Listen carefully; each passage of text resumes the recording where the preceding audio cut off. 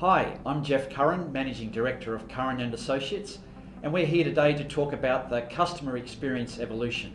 And to help me do that, I have with me Sam Youssif, who is the GM of Customer and Digital Experience for Schneider Electric.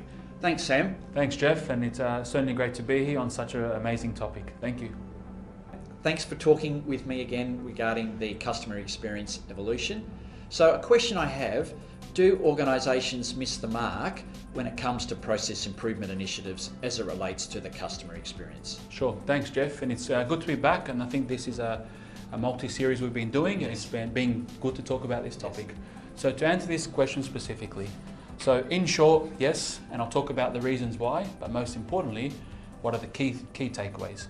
So what happens typically in an organisation is you have a customer experience team that are analysing a voice of customer program via surveys, NPS, NSS. All that I would say is standardised across many organisations. And the platforms they use are very similar and certainly best in breed.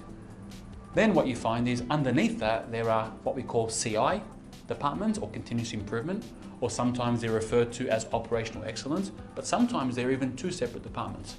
And what you also find is these departments within the organisation are probably not aligned to the customer experience teams, probably sit in a separate building, separate location, and are just looking for certain things. What you also find is they're probably working on the same thing, but actually don't even know they're working on the same thing. Yes. So that's, I would say, problem statement number one. However, even if these are aligned and these teams are working harmoniously, which is utopia, and most people listening to this will go, yeah, how is that going to happen? Let's assume that it did, or you're somewhere close to it. What you find is, and as we discussed before, is you now have an array of things to work on. You have too many things to work on. So my simple saying on this is four things. One is know your customer.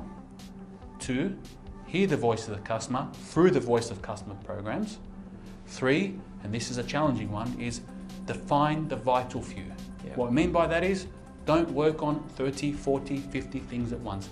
Define the vital few that's important for the customer, not for your KPIs. Right. And the fourth one, and a lot of organisations struggle with this probably because of the symptoms of problem statement number 3, is execute and sustain. I know that sounds easy, but if you can break it down and say, you know what, we can follow these 4 principles, I think you'll go a long way. Thank you, Sam. That was terrific. No problem, thank you.